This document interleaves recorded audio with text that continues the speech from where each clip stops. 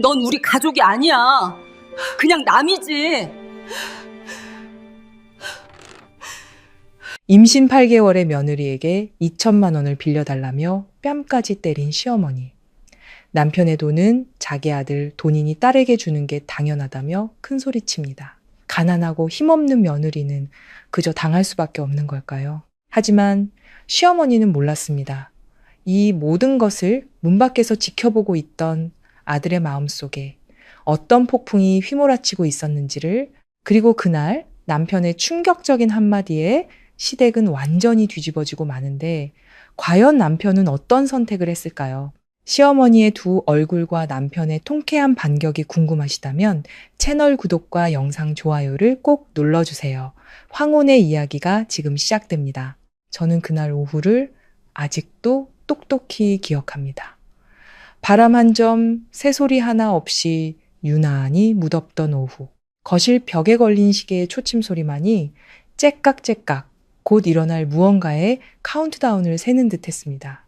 그때 저는 임신 8개월 차였어요.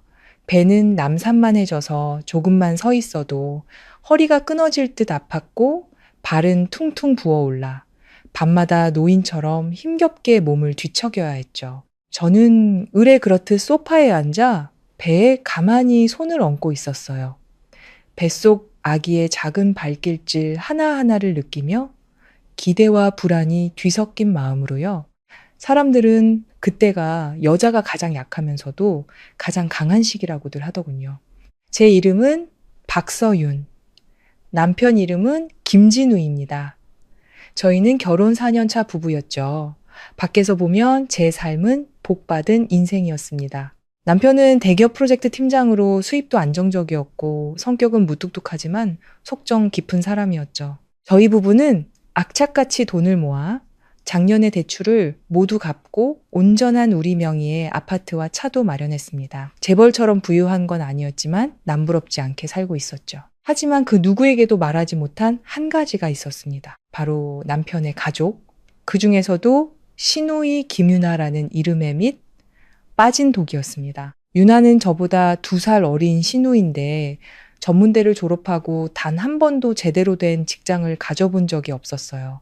직업이 하루가 멀다 하고 바뀌었죠. 어제는 사무직이라더니 오늘은 판매직, 다음 날은 환경이 안 맞는다며 그만뒀다고 했습니다. 하지만 저를 가장 힘들게 한 것은 시누이의 게으름이 아니라 제 돈을 자기 돈처럼 생각하는 태도였습니다. 언니, 300만 원만 빌려줘. 월급 받으면 바로 갚을게. 언니, 친구가 급한 일이 생겼대. 500만 원만, 언니, 이거 진짜 좋은 투자처인데 일 0만 원만 빌려주면 안 돼? 처음엔 간단하게 생각했어요. 시누이도 가족이고 누구나 어려운 시절은 있으니 도울 수 있을 때 돕자고요. 하지만 한 번, 2번, 10번이 넘어가고 금액은 몇백만 원에서 몇천만 원 단위로 커졌습니다. 그리고 저는 깨달았죠. 단 한 번도 돈을 갚은 적이 없다는 사실을요. 제가 갚으라고 따지기 위해서가 아니라 잊어버릴까봐 계좌 이체 내역을 기록해 두었는데 3년간 수십 번에 걸쳐 보낸 돈을 합하니 거의 1억 원이었습니다. 결코 적은 돈이 아니었죠. 넌지시 떠보기도 하고 조심스럽게 물어보기도 했지만 대답은 늘 같았습니다. 언니, 나 지금 힘들어. 좀만 기다려줘.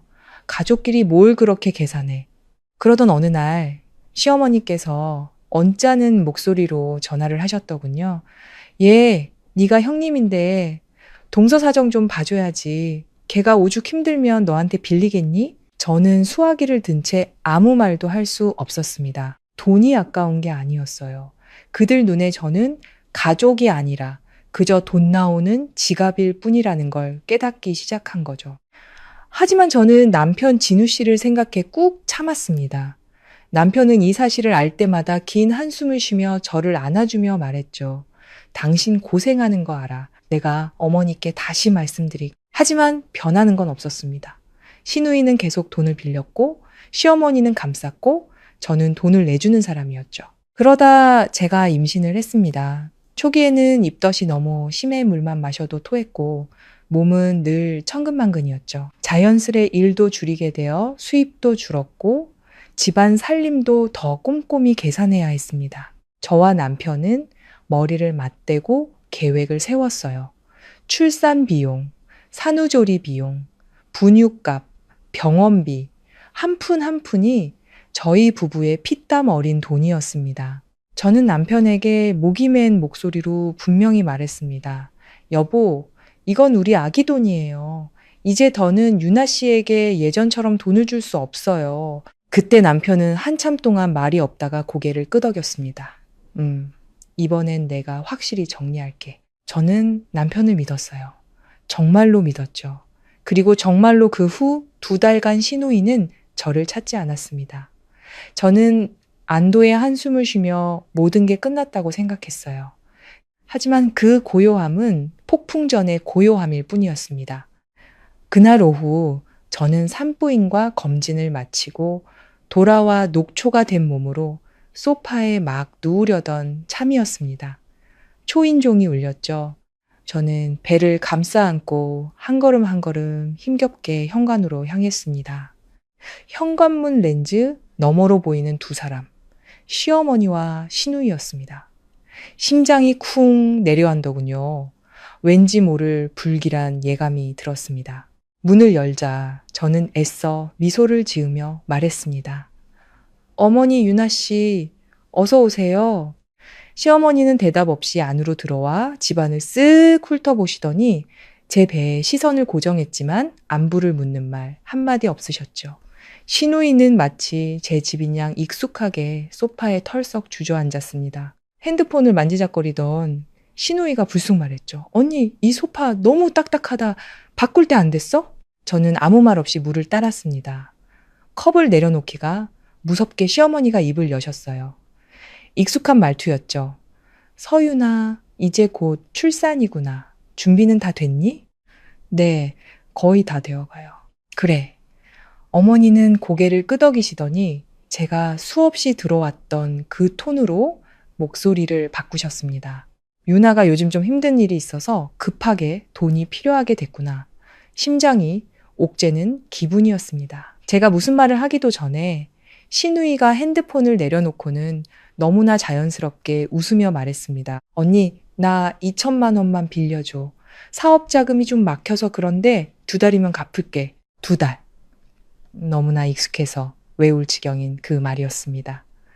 저는 시누이를 그리고 제 핸드폰에 저장된 이체 내역 목록을 번갈아 보았습니다. 3년간 1억 원 단 한 번의 상환도 없이 저는 배에 손을 얹었습니다. 아기가 톡 하고 저를 찾습니다.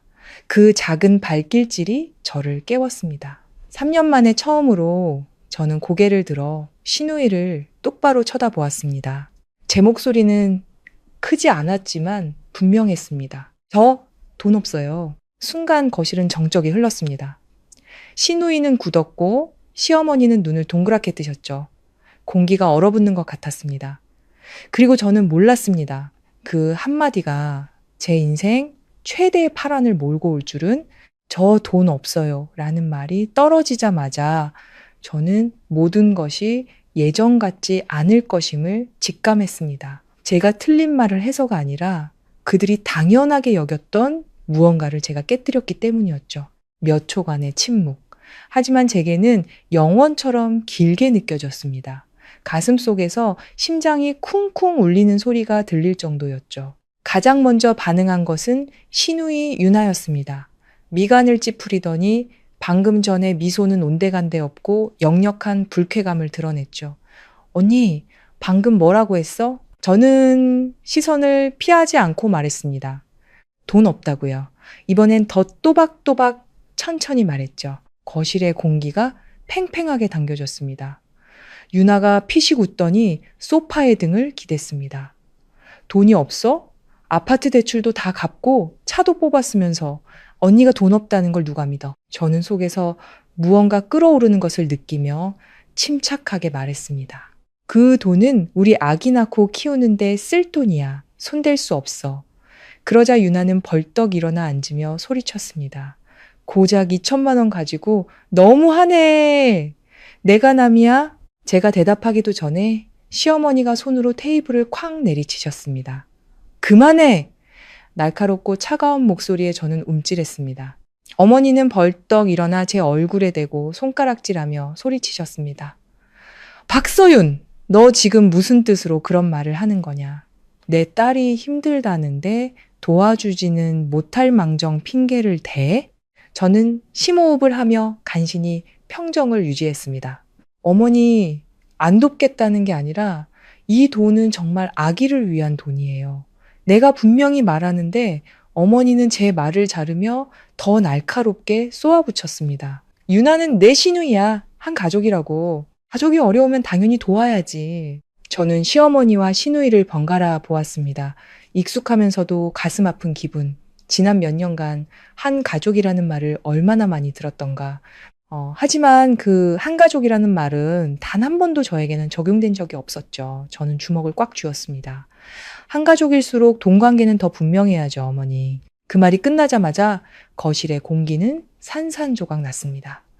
시어머니는 제가 감히 그런 말을 했다는 사실을 믿을 수 없다는 듯 눈을 부릅뜨셨습니다. 너 지금 뭐라고 했니? 저는 이미 선을 넘었다는 것을 알았지만 더 이상 물러설 곳이 없었습니다. 저는 어머니를 똑바로 보며 크지 않지만 단호한 목소리로 말했습니다. 지난 3년간 유나 씨가 저한테 빌려간 돈이 거의 1억 원이에요. 단 한 번도 갚지 않았고요. 유나가 벌떡 일어나 소리쳤습니다. 언니가 지금 무슨 소리를 하는 거야? 저는 시누이를 보지 않고 시어머니께 말했습니다. 계산하고 싶지 않았어요. 하지만 이제 곧 아기가 태어나요. 더는 이렇게 살 수 없어요. 시어머니는 가슴을 들썩이며 거칠게 숨을 몰아쉬셨습니다. 고작 1억 가지고 생색은 우리가 그 돈이 없어서 빌린 줄 알아? 저는 잠시 말을 잃었다가 희미하게 웃었습니다. 없어서가 아니겠죠. 하지만 그 돈은 저와 진우 씨의 피와 땀이에요. 그 말이 도화선이 된 것 같았습니다. 자, 아주 선명한 소리가 울려 퍼졌습니다. 귀가 멍멍해지며 모든 것이 멈춘 듯 했습니다. 저는 반응할 틈도 없이 왼쪽 뺨이 화끈거리며 타는 듯한 통증이 퍼져나가는 것을 느꼈습니다. 시어머니에게 뺨을 맞은 것이었습니다. 저는 배에 손을 얹은 채 울지도 소리치지도 않고 그저 그 자리에 멍하니 서 있었습니다. 거실은 다시 침묵에 잠겼고 시누이도 얼어붙어 있었습니다. 시어머니는 분에 못 이겨 붉어진 눈으로 거친 숨을 몰아쉬셨습니다. 누구 피땀이라고? 진우 돈은 내 아들 돈이야. 내가 누구한테 주든 내 마음이라고. 내 딸한테 주는 건 당연한 일이야. 한마디 한마디가 비수처럼 날아와 꽂혔습니다. 뺨의 통증은 느껴지지 않았습니다. 그저 심장에서부터 번져 나오는 한기만이 느껴질 뿐이었죠. 저는 어머니를 보며 갈라진 목소리로 말했습니다. 저도 이 집 가족인데요. 어머니는 차갑게 비웃으셨습니다. 착각하지 마라. 넌 남이야. 그 말은 제 심장을 정통으로 꿰뚫었습니다. 3년간의 인내, 노력, 양보의 대가가 결국 남이라는 한마디였습니다. 저는 습관처럼 현관 쪽을 바라보았습니다. 이런 일이 있을 때마다 저는 남편 진우 씨가 나타나 주기를, 내 편이 되어 주기를, 무슨 말이든 해주기를 바랐습니다. 하지만 문은 굳게 닫혀 있었고 아무도 없었죠.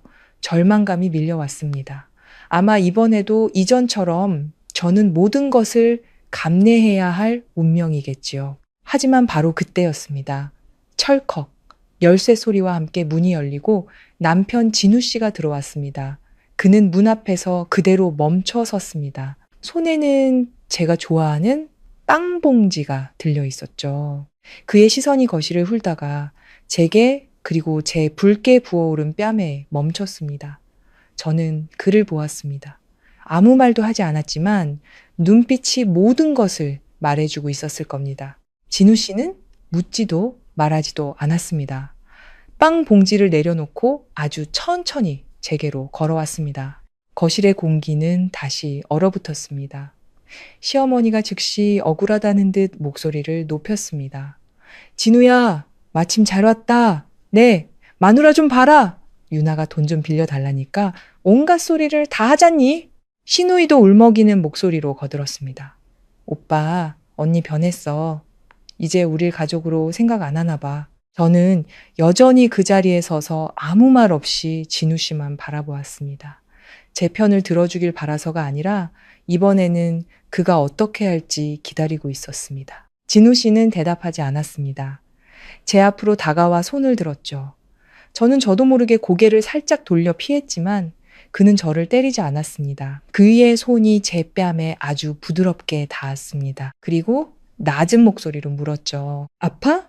그 한마디에 제 안에 억눌려 있던 모든 것이 무너져 내렸습니다. 저는 고개를 저었다가 다시 끄덕였습니다. 참으려고 했지만 눈물이 터져 나왔습니다. 소리 내어 울지는 않았습니다. 그저 눈물이 조용히 흘러내릴 뿐이었죠. 진우 씨는 몇 초간 저를 바라보았습니다. 그의 눈빛이 변했습니다. 평소의 부드러움은 사라지고 아주 차갑고 깊은 무언가가 자리 잡고 있었습니다. 그는 몸을 돌려 어머니와 여동생을 마주했습니다. 소리치지도 목소리를 높이지도 않았지만 그의 목소리는 거실의 온도를 몇 도는 떨어뜨리는 듯 했습니다. 어머니, 단 한마디였지만 시어머니는 입을 다물었습니다. 진우 씨는 어머니를 보며 천천히 말했습니다. 방금 그 뺨 제가 어머니 대신 갚겠습니다. 거실의 모든 것이 멈췄습니다. 저는 얼어붙었고 신우이는 입을 벌렸습니다. 시어머니는 돌처럼 굳어버렸죠. 진우 씨가 천천히 무릎을 꿇었습니다. 쿵! 무릎이 바닥에 닿는 소리가 선명하게 울렸습니다. 저는 무슨 일인지 이해하기도 전에 심장이 세차게 뛰기 시작했습니다. 여보, 지금 뭐 하는 거예요? 진우 씨가 무릎을 꿇는 순간 세상의 모든 것이 느리게 흘러가는 것 같았습니다. 숨 쉬는 것조차 힘겨웠고 모든 소리가 믿을 수 없을 만큼 선명하게 들렸습니다. 그리고 제 머릿속에는 단 하나의 질문만이 반복되고 있었죠. 여보, 지금 뭐 하는 거예요? 시어머니는 굳어버렸고 신우이는 미동도 없었습니다. 저는 심장이 터질 것 같았죠. 진우 씨는 허리를 꼿꼿이 세운 채 무릎을 꿇고 있었습니다. 그의 시선은 어머니를 피하지 않고 똑바로 향해 있었죠. 지난 4년간 제가 알던 그 부드러운 모습은 온데간데 없고 무서울 정도로 차분한 눈빛이었습니다. 어머니. 그는 낮고 분명한 목소리로 다시 불렀습니다. 이 무릎은 절 낳아주시고 28년간 길러주신 은혜에 대한 보답입니다. 공기가 얼어붙었습니다. 저는 제 심장 소리가 다른 사람에게도 들릴 것 같다고 생각했습니다. 시어머니는 눈을 동그랗게 뜬 채 한 걸음 물러서며 떨리는 목소리로 말했습니다. 진우야, 너 지금 무슨 소리를 하는 거냐? 진우 씨는 대답 대신 고개를 깊이 숙였습니다. 그것은 약자의 굴복이 아니라 너무나 오랫동안 이어져 온 무언가를 끝맺음하는 의식처럼 보였습니다. 그리고 다시 고개를 들었을 때 그의 눈빛은 조금의 흔들림도 없었습니다. 제가 어머니께 빚진 거 잘 압니다. 하지만 방금 그 뺨, 어머니께서 제 아내를 때리신 건 제가 이 무릎으로 대신 갚겠습니다. 그의 말은 크지 않았지만 한 글자 한 글자가 잔잔한 수면에 던져진 돌멩이처럼 파문을 일으켰습니다. 시어머니는 입을 벌렸지만 아무 말도 하지 못했고 신우이가 소리쳤습니다. 오빠 미쳤어? 왜 무릎을 꿇어? 진우 씨가 여동생을 돌아보았습니다. 제가 단 한 번도 본 적 없는 차가운 눈빛이었습니다. 넌 조용히 해.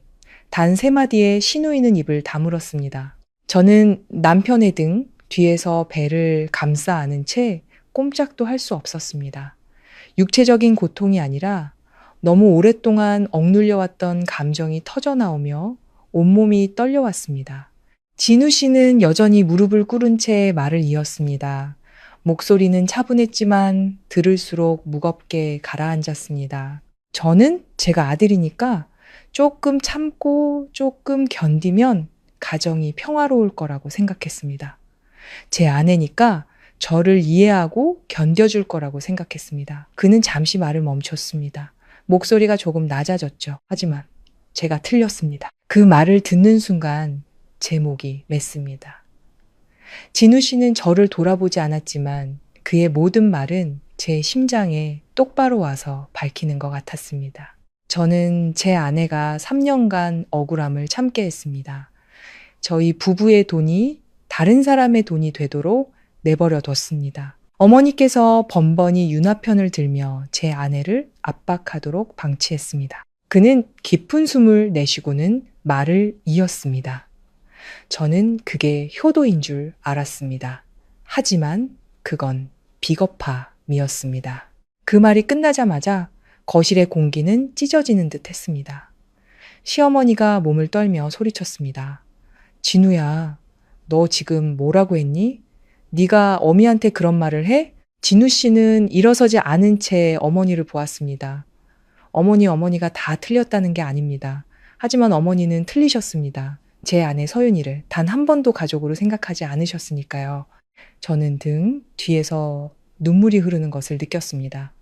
아파서가 아니라 처음으로 누군가가 제 마음을 대신 말해주었기 때문이었습니다. 진우 씨는 또박또박 말을 이었습니다. 지난 3년간 서윤이가 유나 부탁을 거절한 적 있습니까? 서윤이가 얼마나 많은 돈을 줬는지, 얼마나 많은 말을 참았는지 아십니까? 서윤이가 바보라서가 아니라 저를 사랑하기 때문이었습니다. 그는 고개를 돌려 저를 보았습니다. 눈빛이 조금 부드러워졌죠. 그런데 저는 그런 아내를 지켜주지 못했습니다. 그 한마디에 저는 더 이상 참을 수 없었습니다. 소리 없는 눈물이 뺨을 타고 흘러내렸습니다. 시누이 유나가 참지 못하고 끼어들었습니다. 오빠, 말 다 했어? 언니만 가족이야? 나도 오빠 동생이잖아. 진우 씨가 다시 시누이를 보았습니다. 너는 내 동생이 맞아. 하지만 넌 내 아내의 돈을 빌려가고 갚지 않을 권리는 없어. 유나는 할 말을 잃었습니다. 안 갚는다고 한 적은 없잖아. 진우 씨가 싸늘하게 웃었습니다. 3년 동안 넌 얼마를 갚았지? 유나는 침묵했고 시어머니가 끼어들었습니다. 돈 가지고 뭘 그렇게 따지니? 한 가족끼리. 어머니! 진우 씨가 단호하게 어머니를 불렀습니다.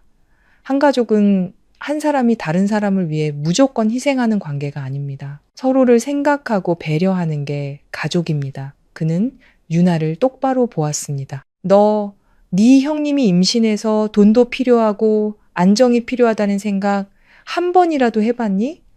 유나는 입을 열었지만 아무 말도 못했습니다. 진우 씨의 목소리가 낮아졌습니다. 아니면 그저 네 형님이 만만하니까 계속 돈을 빌린 거니? 다시 침묵이 흘렀습니다. 저는 그 모든 것을 지켜보며 눈앞의 남자가 정말 제 남편 진우 씨가 맞는지 의심스러웠습니다. 마치 다른 사람이 나타난 것 같았죠. 진우 씨가 천천히 일어섰습니다. 그는 더 이상 어머니를 보지 않고 제 평생 잊지 못할 한마디를 했습니다. 오늘부터 저희 부부의 돈은 저희 부부가 결정합니다. 누구도 간섭할 권리 없습니다. 시어머니는 찬물을 맞은 듯한 표정이었습니다. 진우야, 네가 감히 어미한테 그런 말을 해? 진우 씨는 화내지 않고 어머니를 보았습니다. 어머니께서 동의하지 않으셔도 저는 이미 결정했습니다. 그는 시누이를 돌아보았습니다. 2천만 원 없어. 그리고 앞으로 돈 빌릴 일도 없을 거야. 유나가 벌떡 일어섰습니다. 오빠, 언니 때문에 나랑 연을 끊겠다는 거야? 진우 씨는 대답 대신 여동생을 한참 동안 바라보다가 아주 조용히 말했습니다. 연을 끊는 게 아니야. 그저 스스로 클 생각이 없는 사람을 더 이상 키우지 않겠다는 것뿐이다. 그 말은 보이지 않는 뺨처럼 유나의 얼굴을 때렸습니다. 유나의 얼굴이 붉어졌고 시어머니는 분노로 몸을 떨었습니다. 그래, 잘났다. 마누라 때문에 어미한테 그렇게 말하는구나. 좋아, 이 집에서 나가. 앞으로 어떻게 사나 보자. 어머니는 유나의 팔을 잡아 끌었습니다. 유나는 그 자리에 서서 붉어진 눈으로 진우 씨와 저를 번갈아 보았습니다. 그 눈에는 원망이 가득했지만 결국 몸을 돌려나갔습니다. 쾅! 문이 닫히는 소리가 무언가의 끝을 알리는 것처럼 울려 퍼졌습니다. 거실은 다시 고요해졌지만 폭풍이 지나간 뒤에 무거운 침묵이었습니다. 진우 씨는 몇 초간 서 있다가 저를 돌아보았습니다. 그의 눈에는 더 이상 냉기는 없었고 깊은 피로감만이 남아 있었습니다. 그는 제게 다가와 조용히 저를 안아주었습니다. 이제 다시는 당신 혼자 그런 일 겪게 하지 않을게. 저는 아무 말 없이 그의 가슴에 기댔습니다. 3년 만에 처음으로 저는 혼자가 아니라고 느꼈습니다. 하지만 저는 몰랐습니다. 오늘의 이 결정이 끝이 아니라 훨씬 더 큰 파란의 시작일 뿐이라는 것을. 쾅 하고 닫힌 문소리는 3년간 제가 참아왔던 모든 것에 대한 마침표처럼 오랫동안 제 머릿속에 맴돌았습니다. 하지만 그것은 동시에 제가 미처 준비하지 못한 새로운 현실로 향하는 문이 열리는 소리이기도 했습니다. 저는 남편 진우 씨에게 기댄 채 그의 온기를 느꼈습니다. 불과 몇 분 전까지만 해도 이전처럼 침묵할 것이라 생각했던 남편이었습니다. 하지만 지금 제 앞에는 완전히 다른 모습의 그가 서 있었죠. 더 단단하고 더 단호하고 그리고 조금은 낯선 모습으로요. 진우 씨는 말이 없었습니다. 저를 소파에 조심스럽게 앉히고는 헝클어진 거실을 묵묵히 정리하기 시작했습니다. 비뚤어진 물컵, 바닥에 떨어진 쿠션, 그리고 그가 사온 빵 봉지는 여전히 현관에 놓인 채였습니다. 공간은 고요했지만 마음 편한 고요함은 아니었습니다. 무언가가 가슴을 짓누르는 듯 무거웠죠. 저는 남편을 보았습니다. 그의 어깨는 조금 처져 있었고 방금 전에 긴장감 대신 역력한 피로감이 느껴졌습니다. 방금 내린 결정이 그에게 결코 쉽지 않았을 거라는 걸 알 수 있었습니다. 그분들은 30년간 함께 살아온 그의 어머니와 여동생이었고 저는 고작 4년을 함께한 사람이었으니까요. 제가 그의 손을 잡자 진우 씨는 잠시 멈칫하더니 저를 돌아보았습니다. 그의 눈빛이 부드러워졌죠. 좀 쉬어. 너무 많이 생각하지 말고. 저는 고개를 저었습니다. 후회 안 해요? 제 목소리는 작았지만 남편은 분명히 들었습니다. 그는 몇 초간 말이 없다가 고개를 저었습니다. 안 해. 짧지만 확신에 찬 대답이었습니다. 저는 그를 보며 마음이 조금 가벼워지는 동시에 다른 걱정이 피어올랐습니다. 하지만 어머님께서 가만히 계시지 않을 거예요. 진우 씨는 긴 한숨을 내쉬었습니다. 알아, 그는 피하지도 섣부른 위로를 하지도 않았습니다. 그저 사실을 말했죠. 그리고 바로 그 점이 저를 불안하면서도 안심하게 했습니다. 적어도 이번에는 그가 도망치지 않을 테니까요. 그날 저녁, 저희는 말없이 식사했습니다. 아무도 낮의 일을 꺼내지 않았지만 그 일은 여전히 우리 사이에 존재하고 있었죠. 식사 후 남편은 서재 책상에 앉아 한참 동안 핸드폰으로 무언가를 입력했습니다.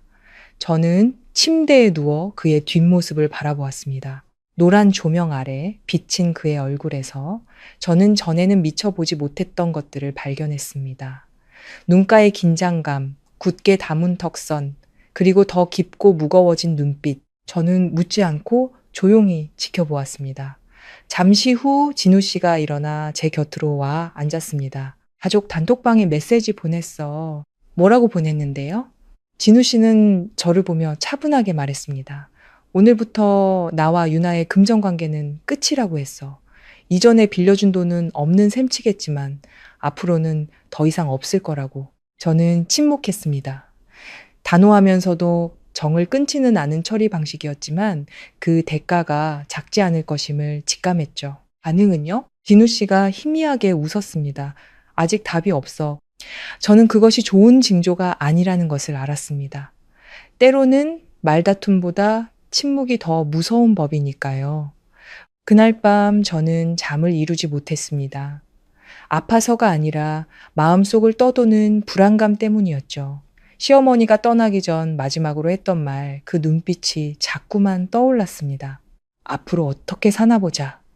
그 말은 마치 경고처럼 들렸습니다. 다음 날 아침, 제가 막 눈을 떴을 때 남편의 핸드폰이 울렸습니다. 그는 액정을 보더니 말없이 제게 보여주었습니다.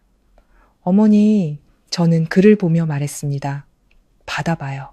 진우 씨는 고개를 끄덕이고 전화를 받았습니다. 네, 어머니. 수화기 너머의 목소리는 들리지 않았지만 남편의 표정만으로도 짐작할 수 있었습니다.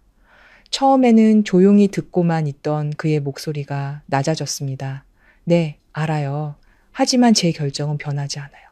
잠시 후 그는 미간을 찌푸렸습니다. 누구 편을 드는 게 아니라 제 가정을 지키는 겁니다. 그 말을 듣는 순간 심장이 쿵 하고 내려앉았습니다. 제 가정. 그는 우리 가족이 아니라 제 가정이라고 말했습니다. 경계선이 그어진 것이었죠. 통화는 길지 않았습니다. 전화를 끊은 진우 씨가 한숨을 내쉬었죠. 제가 물었습니다. 어머니께서 뭐라고 하세요?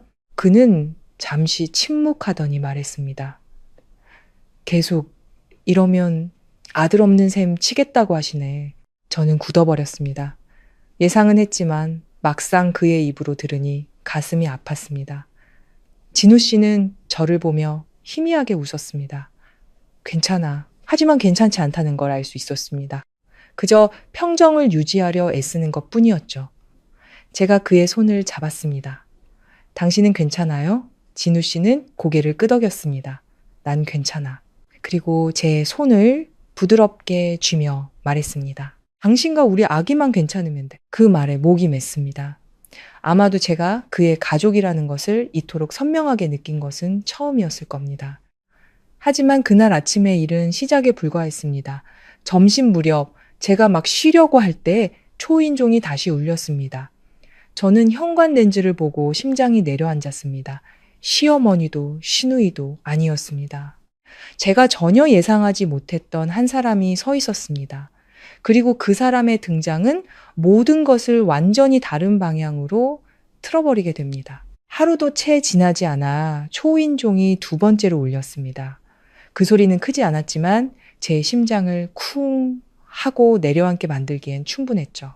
수단은 더 이상 평범한 방문 신호가 아니라 불길함의 전조처럼 느껴졌습니다. 저는 잠시 멈춰섰습니다. 서재에 있던 진우 씨도 들었겠지만 서둘러 나오지는 않았습니다. 저는 한 손으로 배를 감싸 안으며 천천히 문으로 다가갔습니다. 그리고 현관 렌즈 너머로 보이는 사람을 확인하는 순간 저는 굳어버렸습니다.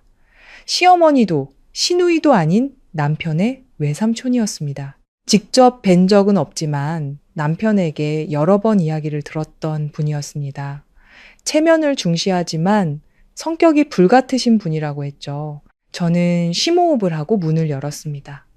외삼촌, 어서 오세요. 외삼촌은 인사도 미소도 없이 제 머리부터 발끝까지 차가운 눈으로 훑어보시더니 당연하다는 듯 집 안으로 성큼성큼 들어오셨습니다. 진우는 어딨냐? 목소리가 낮고 딱딱했습니다. 제가 조심스럽게 말했습니다. 안에 계세요. 말이 끝나기도 전에 외삼촌은 거침없이 서재 쪽으로 향하셨습니다. 소리를 들은 진우 씨가 나왔습니다. 외삼촌을 보자 그는 잠시 멈칫했지만 이내 평정을 되찾았습니다. 외삼촌. 그는 예를 갖춰 인사했습니다. 외삼촌은 대답 없이 거실 한가운데 서서 허리에 손을 얹고 진우 씨를 똑바로 쏘아 보셨습니다. 순식간에 공기가 무겁게 가라앉았습니다. 저는 옆에서 감히 입을 뗄 수 없었죠. 새로운 파도가 밀려오고 있음을 직감했습니다. 김진우. 외삼촌이 단도직입적으로 입을 열었습니다. 네가 가족 단톡방에 올린 거 진짜냐? 진우 씨는 피하지 않았습니다. 네, 진짜입니다. 짧지만 단호한 대답에 거실의 공기는 더욱 가라앉았습니다. 외삼촌이 헛웃음을 터뜨렸습니다. 잘났다. 아주 잘났어. 그는 고개를 연신 끄덕이더니 갑자기 목소리를 높였습니다. 네가 아주 대단하다. 남의 집 여자 하나 때문에 네 어미한테 등을 돌려? 그 말에 심장이 쿵 내려앉았습니다. 진우 씨는 가만히 서서 바로 대꾸하지 않았습니다. 외삼촌이 말을 이었습니다. 서윤이는 남이 아닙니다. 그의 말은 작았지만 제 코끝을 찡하게 만들기엔 충분했습니다. 외삼촌이 미간을 찌푸렸습니다. 남이 아니면? 내 어미는 뭐냐? 생판남이냐? 진우 씨는 목소리를 높이지 않았지만 눈빛이 달라져 있었습니다. 어머니를 남이라고 생각한 적 단 한 번도 없습니다. 하지만 어머니께서도 서윤이를 가족이라고 생각한 적 없으셨습니다. 공기가 다시 찢어지는 듯 했습니다. 외삼촌이 한 걸음 다가서며 낮지만 위압적인 목소리로 말했습니다. 네가 어른한테 말하는 버릇이 그게 뭐냐? 저는 사실을 말씀드리는 겁니다. 지난 3년간 서윤이가 얼마나 참았는지 외삼촌은 아십니까? 외삼촌이 차갑게 비웃었습니다. 참아? 며느리면 당연히 참아야지. 그 말은 또 다른 뺨처럼 이번엔 제 마음에 와서 밝혔습니다. 저는 주먹을 꽉 쥐었지만 진우 씨는 물러서지 않았습니다. 참는 건 정 때문에 참는 거지 의무라서 참는 게 아닙니다. 외삼촌이 테이블을 손으로 내리쳤습니다. 그만해! 이 집구석은 네가 저 여자 데려오고부터 시끄러워지기 시작했어. 시어미한테 대들고 남편 조종해서 집안하고 등지게 만드는 며느리라니. 외삼촌. 진우 씨가 말을 잘랐습니다. 처음으로 그의 목소리가 커졌습니다. 소리치는 것은 아니었지만 상대의 말을 멈추게 하기에 충분한 힘이 있었죠. 거실은 침묵에 잠겼습니다. 진우 씨는 외삼촌을 똑바로 보았습니다. 제가 한 모든 결정은 제가 내린 겁니다. 누구도 저를 조종하지 않았습니다. 그는 잠시 말을 멈췄다가 이었습니다. 잘못이 있다면 그건 제 잘못입니다. 서윤이 탓하지 마십시오. 그 말에 저는 그를 돌아보지 않을 수 없었습니다. 그를 보호받는다는 안도감과 그가 얼마나 어려운 입장에 처해 있는지에 대한 안타까움이 동시에 밀려왔습니다. 외삼촌은 진우 씨를 뚫어지게 쳐다보다가 헛웃음을 터뜨렸습니다. 좋다. 아주 잘났어. 그럼 말해봐라. 앞으로 어쩔 셈이냐? 진우 씨는 망설이지 않았습니다. 이제부터 저와 서윤이는 저희 인생을 스스로 책임지겠습니다.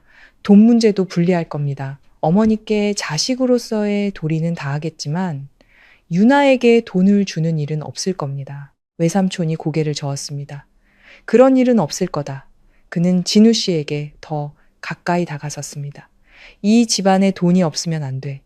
유나는 아직 젊고 도움이 필요해. 진우 씨는 외삼촌을 보았습니다. 유나는 25입니다.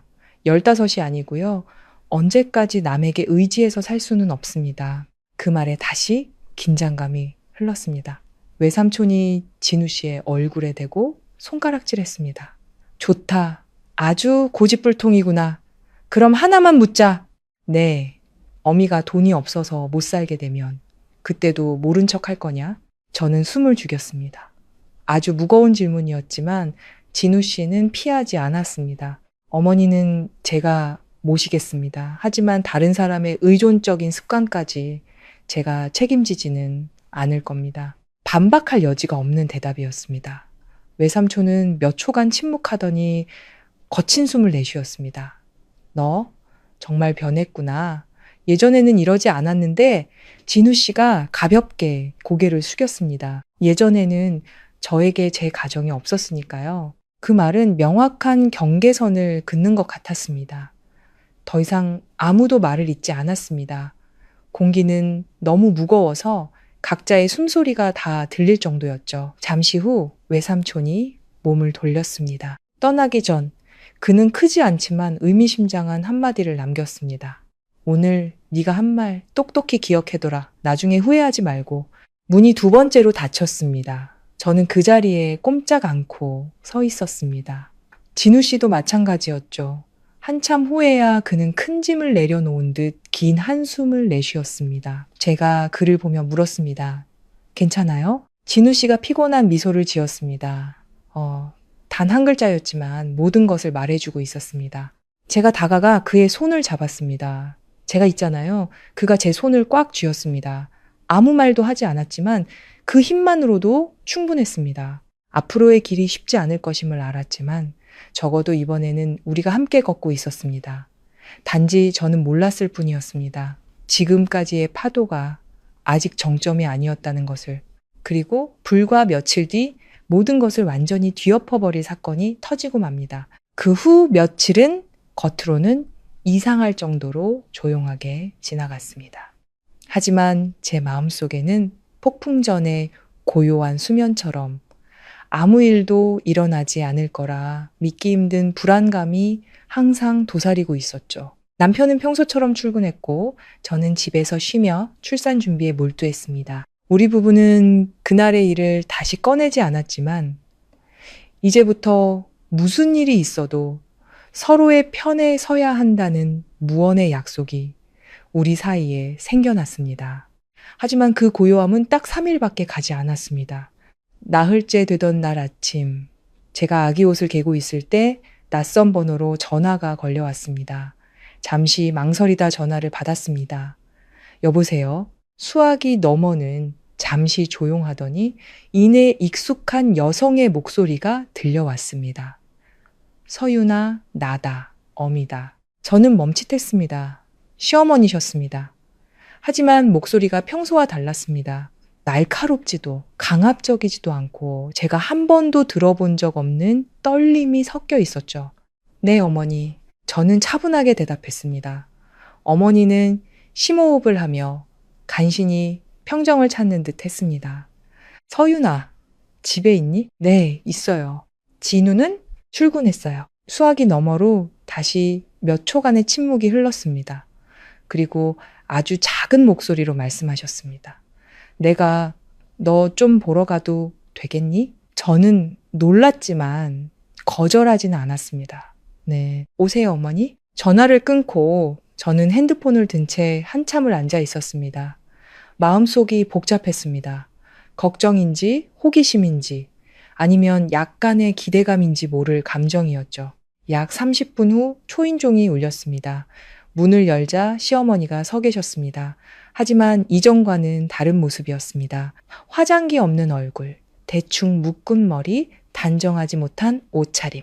무엇보다 날카롭던 눈빛은 사라지고 깊은 피로감이 어려 있었습니다. 어머니, 들어오세요. 제가 작게 말했습니다. 어머니는 말없이 들어와 소파에 앉으셨습니다.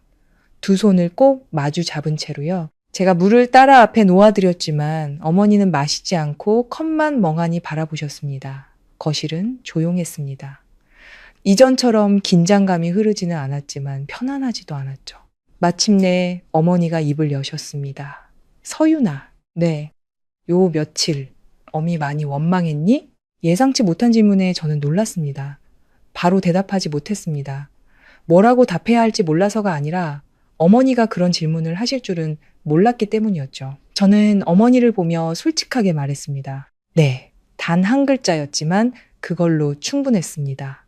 어머니는 화내거나 반박하지 않고 고개를 끄덕이시더니 긴 한숨을 내쉬었습니다. 내가 원망받아 마땅하지. 저는 침묵했습니다. 무슨 말을 더 해야 할지 몰랐죠. 어머니는 천천히 말을 이으셨습니다. 지난 3년간 유나가 너한테 돈 빌린 거 나 다 알고 있었다. 저는 주먹을 살짝 쥐었습니다. 심장이 빠르게 뛰었죠.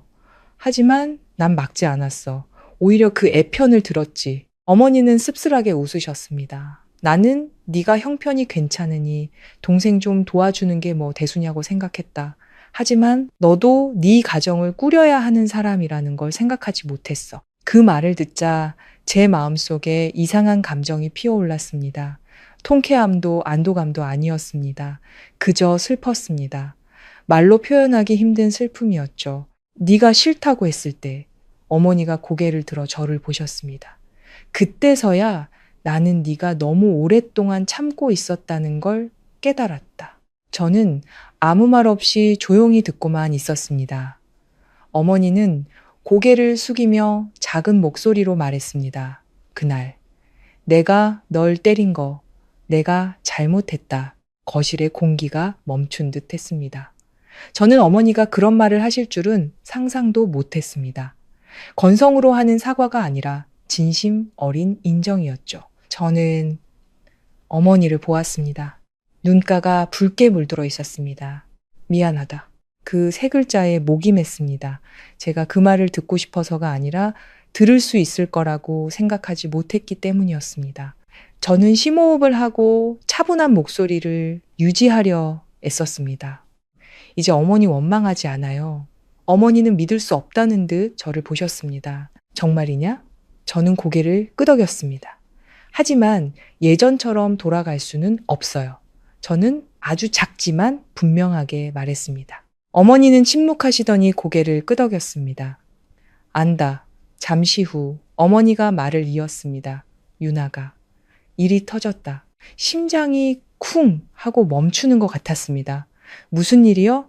어머니는 주먹을 꽉 쥐며 떨리는 목소리로 말했습니다. 걔가 밖에서 돈을 빌렸는데 몇백만 원이 아니라 아주 큰 돈이야. 등골이 오싹해졌습니다. 얼마나요? 어머니는 고개를 저었습니다. 정확히는 모르지만 억 단위가 넘어가는 것 같다. 저는 굳어버렸습니다. 그건 결코 작은 돈이 아니었습니다. 유나처럼 직업이 불안정한 사람에게는 감당할 수 없는 짐이었죠. 지금 사채업자들이 집에 찾아와서 협박하고 계속 전화하고 어머니의 목소리가 메었습니다. 어떻게 해야 할지 모르겠다. 저는 침묵했습니다. 모든 것이 분명해지기 시작했습니다. 어머니가 이곳에 오신 이유는 단순히 사과하기 위해서가 아니었습니다. 도움을 청하기 위해서였죠. 어머니는 저를 보셨습니다. 그 눈빛에는 형용하기 어려운 감정이 담겨 있었습니다. 소윤아, 내가 이런 말 할 자격 없는 거 안다. 어머니는 한참을 망설이다 말을 이었습니다. 하지만 이번 한 번만 유나를 좀 도와줄 수 없겠니? 그 말은 마치 모든 것을 원점으로 되돌리는 것 같았습니다. 저는 그 자리에 앉아 아무 말도 아무 반응도 하지 않았습니다. 3년간 빌려준 1억 원, 수없이 참았던 말들, 그리고 뺨, 모든 것이 머릿속을 스쳐 지나갔습니다. 저는 배에 손을 얹었습니다. 아기가 다시 톡 하고 저를 찼습니다. 아주 가벼운 발길질이었지만 저를 정신 차리게 하기엔 충분했죠. 저는 고개를 들어 시어머니를 똑바로 보며 차분한 목소리로 말했습니다. 저는 도와드릴 수 없어요. 거실은 침묵에 잠겼습니다. 어머니는 놀라지 않으셨습니다. 그저 고개를 떨구고 작게 끄덕일 뿐이었죠. 그래, 안다. 하지만 저는 이 이야기가 여기서 끝나지 않을 것임을 직감했습니다. 거실은 숨소리마저 들릴 정도로 고요해졌습니다. 며칠 전의 날 선다툼도 무거운 말들도 없었습니다. 그저 3년간 묵묵히 참아온 여자와 처음으로 고개를 숙인 여자가 마주 앉아 있을 뿐이었죠.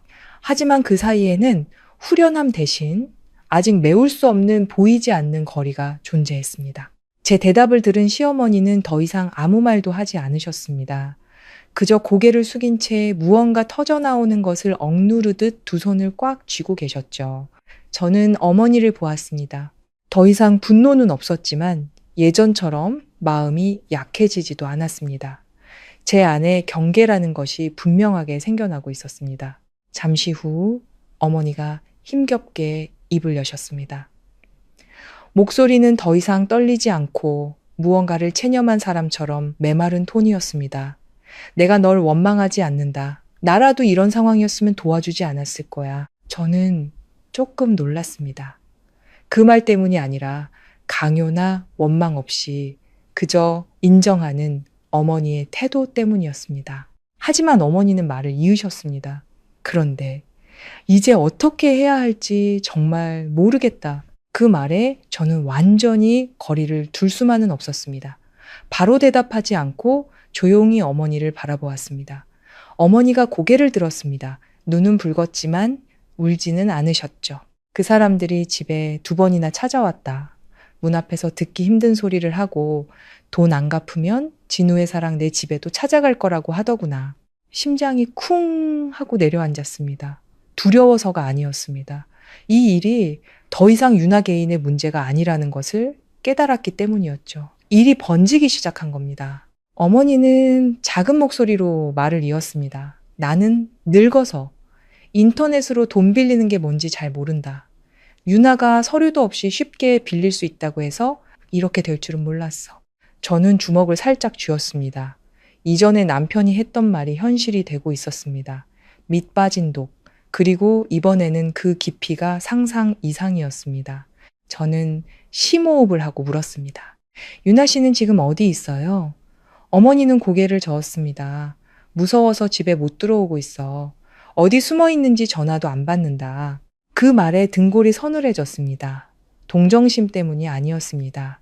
이대로 두면 모든 것이 최악의 방식으로 터져버릴 거라는 예감이 들었기 때문이었죠. 저는 한참 동안 침묵하다가 천천히 말했습니다. 진우 씨랑 이야기해보세요. 어머니는 망설이는 눈빛으로 저를 보았습니다. 그 애는 안 도와줄 거다. 저는 고개를 저었습니다. 돈을 주지는 않을 거예요. 하지만 모른 척 하지도 않을 거예요. 그것은 추측이 아니라 남편에 대한 이해에서 나온 말이었습니다. 그가 보여준 모든 행동을 생각했을 때 그는 단호할 수는 있어도 무정하지는 않을 사람이었습니다. 어머니는 제 말을 듣고 아무 말 없이 작게 고개를 끄덕였습니다. 잠시 후 어머니가 일어서셨습니다. 그만 가봐야겠다. 저도 따라 일어섰습니다. 붙잡지도 예의상의 인사로 배웅하지도 않고 그저 몇 걸음 함께 걸었을 뿐이었죠. 문 앞에 이르렀을 때 어머니가 멈춰서서 저를 돌아보았습니다. 이번에는 시어머니의 강압적인 눈빛이 아니라 망설임이 가득한 눈빛이었습니다. 서윤아, 나한테 모진 말 안 해줘서 고맙다. 저는 대답 대신 작게 고개를 끄덕였습니다. 어머니는 문을 열고 나가셨습니다. 문이 닫히자 소음도 긴장감도 사라졌지만 제 마음속에는 다른 파도가 일렁이기 시작했습니다. 분노도 두려움도 아니었습니다. 이 일이 결코 간단히 끝나지 않을 거라는 예감이었습니다. 그날 오후 진우 씨는 평소보다 일찍 퇴근했습니다. 집에 들어서자마자 저를 보며 물었죠. 무슨 일 있었어? 저는 숨기지 않고 어머니와의 대화를 모두 이야기했습니다. 진우 씨는 듣는 내내 아무 말도 아무 반응도 하지 않고 한참 동안 침묵했습니다. 그리고 물었죠. 어머니께서 정확한 액수는 말씀 안 하셨어? 저는 고개를 저었습니다. 억 단위가 넘어간다고만 하셨어요. 진우 씨는 미간을 찌푸렸습니다. 놀라움이 아니라 무언가를 확인하는 듯한 표정이었죠. 그는 일어나 창가로 가서 밖을 내다보았습니다. 저는 그가 생각에 잠겨 있다는 것을 알았습니다. 잠시 후 그가 돌아보며 낮은 목소리로 말했습니다. 어머니 댁에 가봐야겠어. 저는 고개를 끄덕였습니다. 나도 같이 가요. 진우 씨는 저를 보며 잠시 망설였습니다. 당신은 임신 중이잖아. 제가 말을 잘랐습니다. 나 괜찮아요. 이 일, 나랑도 관련이 있으니까. 진우 씨는 몇 초간 침묵하다가 고개를 끄덕였습니다. 그래. 저희는 지체 없이 그날 저녁 바로 출발했습니다. 차 안에서 저는 말이 없었습니다. 그저 남편 옆에 앉아 핸들을 쥔 그의 손에 들어간 힘을 느끼며 그의 긴장감을 느낄 뿐이었죠. 묻지 않아도 알 수 있었습니다.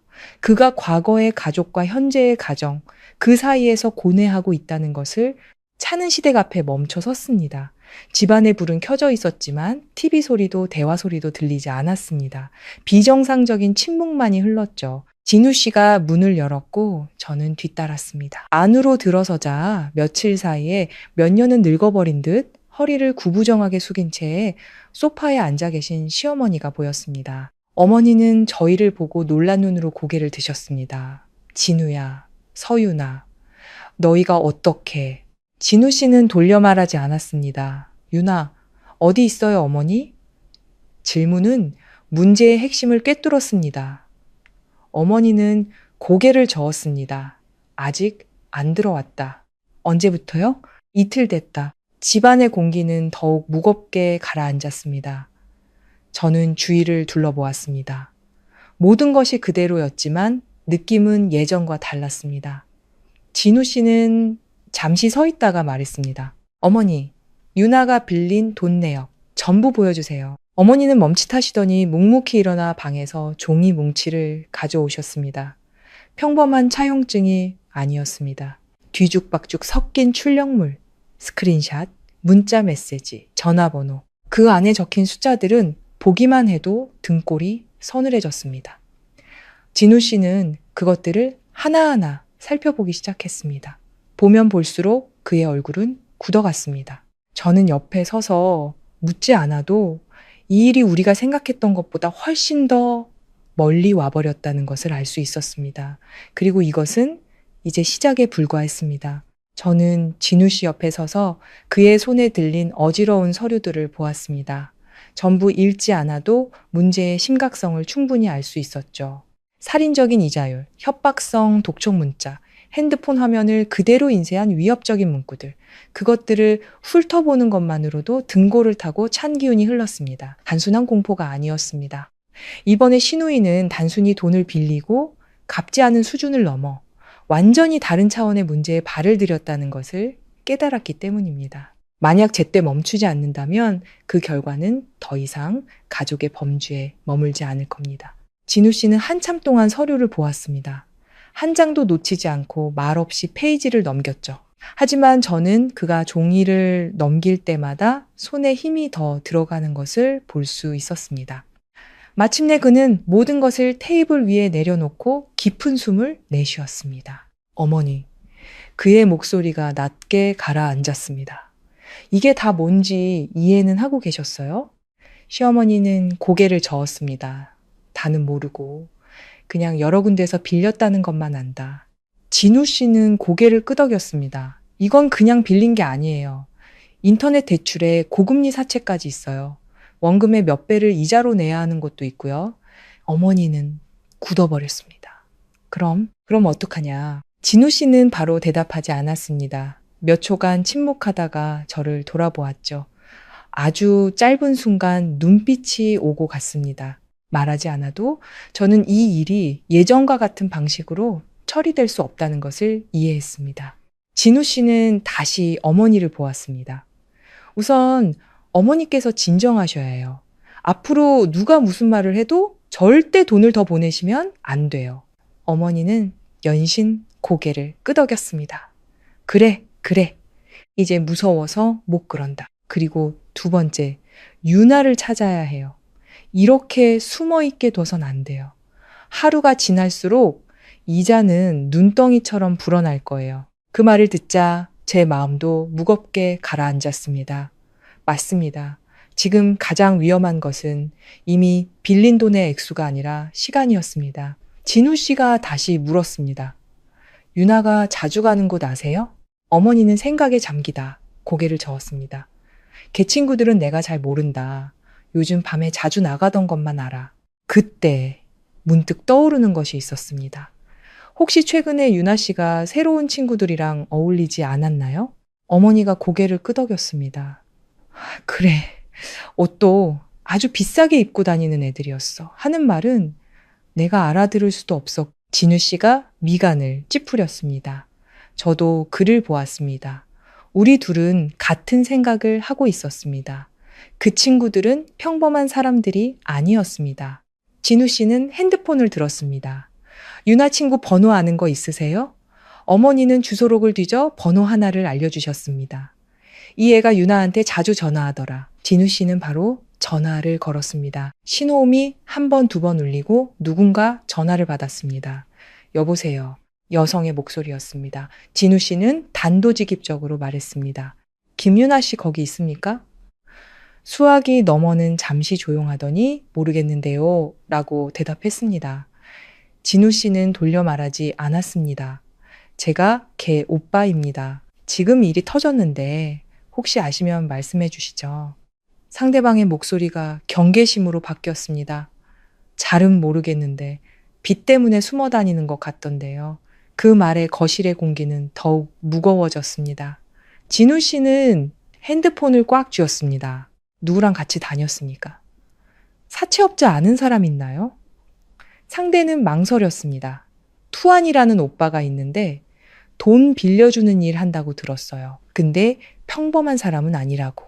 진우 씨는 몇 마디 더 묻고는 전화를 끊었습니다. 그는 돌아보며 낮은 목소리로 말했습니다. 유나는 인터넷 대출뿐만 아니라 개인 사채까지 썼어요. 시어머니가 몸을 떨었습니다. 그럼 위험한 거냐? 진우 씨는 직접 대답하지 않았지만 그의 눈빛만으로도 충분히 알 수 있었습니다. 제가 다가가 그의 손 위에 제 손을 얹었습니다. 가벼운 접촉이었지만 그를 조금은 진정시키기에 충분했죠. 진우 씨가 말을 이었습니다. 지금 당장 유나를 찾아야 해요. 그러지 않으면 상황은 더 나빠질 거예요. 바로 그때 시어머니의 핸드폰이 낯선 번호로 울렸습니다. 어머니는 떨리는 손으로 진우 씨를 보았습니다. 이거 받아야 하니? 진우 씨는 고개를 끄덕였습니다. 받으세요. 스피커폰으로요. 어머니가 통화 버튼을 눌렀습니다. 여보세요. 수화기 너머에서는 차갑고 거친 남자의 목소리가 들려왔습니다. 김유나 엄마 맞지? 어머니가 떨며 대답했습니다.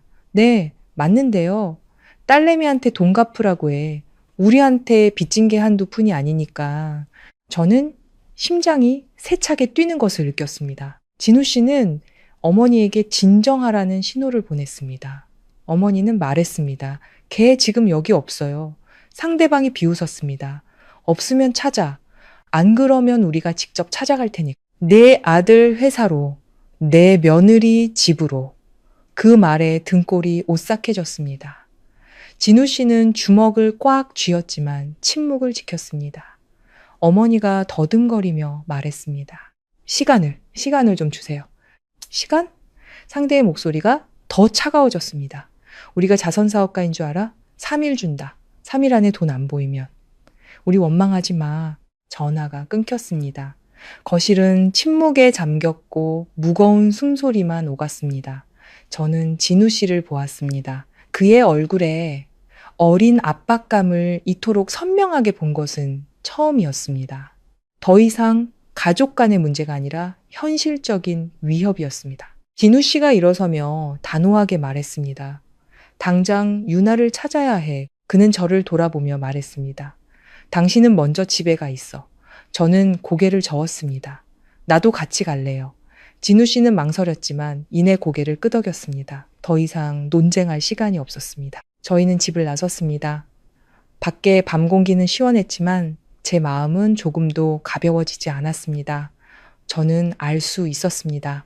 지금 이 순간부터 모든 것이 평범한 가족 갈등의 경계를 넘어섰다는 것을, 그리고 만약 제대로 처리하지 못한다면 그 대가는 단순히 돈으로 끝나지 않을 것이라는 것을 차는 어둠 속을 달렸습니다.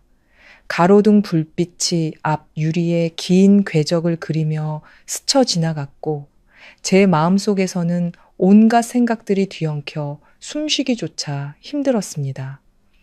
그 집을 나서는 순간부터 이 이야기는 더 이상 시누이나 시어머니만의 문제가 아니라는 것을 알았기 때문입니다. 그것은 우리 부부의 삶, 제 뱃속에서 자라나는 아이의 삶, 그리고 우리가 반드시 지켜야 할 마지막 경계선에까지 맞닿아 있었습니다. 진우 씨는 핸들을 꽉 쥔 채 앞만 보며 집중해서 운전했습니다. 하지만 저는 그가 단순히 길을 보는 것이 아니라 머릿속으로 다음 단계를 계산하고 계획하고 있다는 것을 알 수 있었습니다. 그의 성격이 원래 그랬습니다.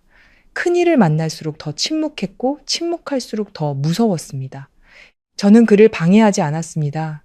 그저 옆자리에 앉아 한 손은 배에, 다른 한 손은 그의 팔에 가만히 얹었죠. 가벼운 접촉이었지만 그가 말없이 제 손을 살짝 쥐는 것으로 응답했습니다. 저희는 시누이의 친구가 말해준 동네로 향했습니다. 시누이가 새로운 친구들과 자주 어울렸다는 곳이었죠. 작은 술집과 노래방이 밀집된 꽤 복잡한 동네였습니다. 네온 사인이 번쩍이며 모든 것을 혼란스럽고 예측 불가능하게 만들었죠. 차가 멈추자 진우 씨는 미간을 찌푸렸습니다. 놀라서가 아니라 시누이가 정말 우리가 상상도 못했던 환경에 발을 들였다는 것을 확인했기 때문이었습니다.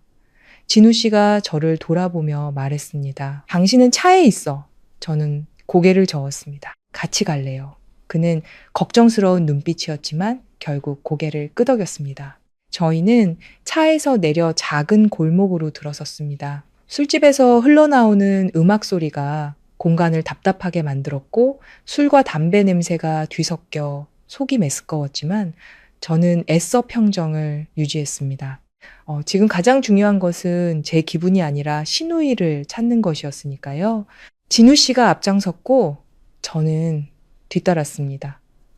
저희는 술집마다 물었지만 아무도 모르거나 알고 싶어 하지 않았습니다. 그러다 골목 끝에 있는 작은 가게 앞에 멈춰 섰을 때였습니다. 한 종업원이 진우 씨를 잠시 보더니 물었습니다.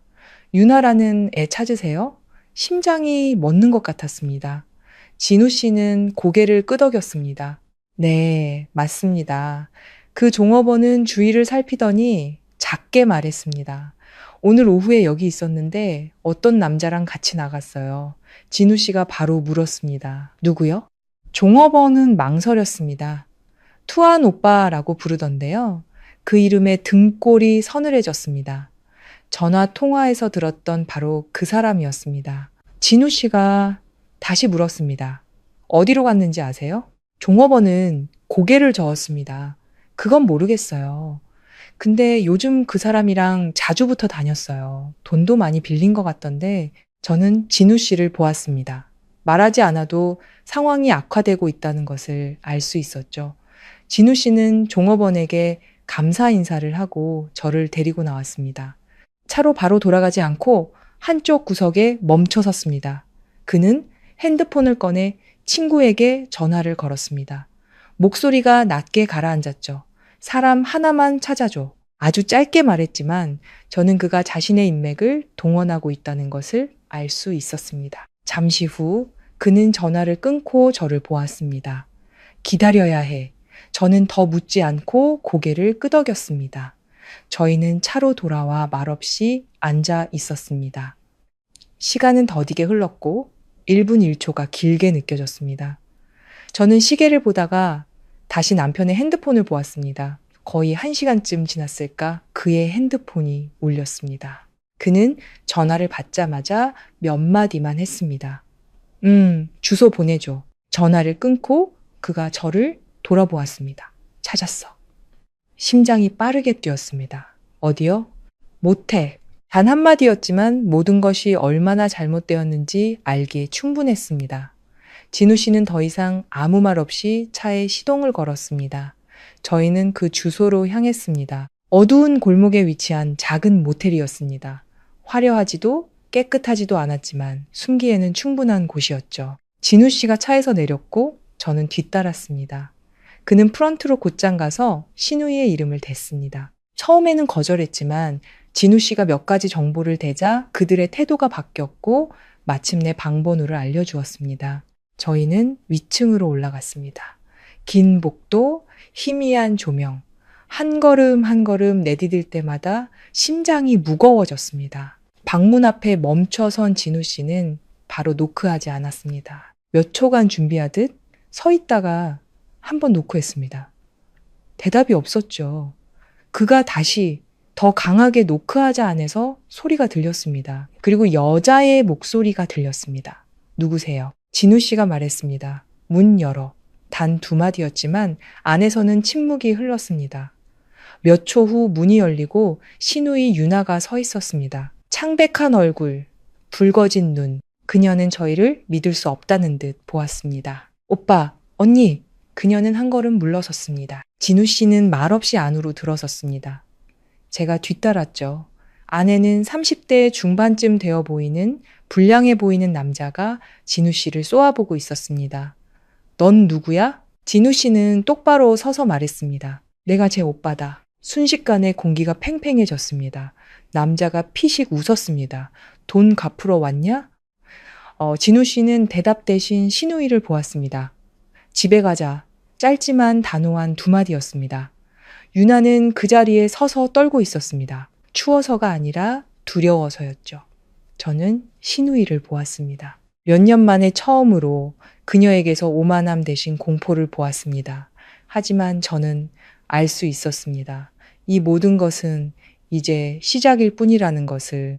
좁은 모텔방 안에는 담배와 묵은 술 냄새가 배어 있어 숨쉬기조차 불편했습니다.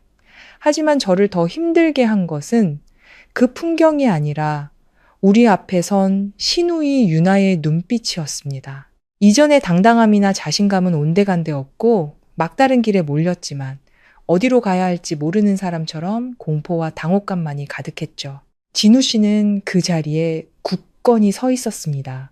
더 다가서지는 않았지만 그의 존재감만으로도 상대방을 압도하기에 충분했죠. 목소리를 높이거나 험악한 표정을 짓지 않아도 그가 서 있는 것만으로도 명백한 압박감이 느껴졌습니다.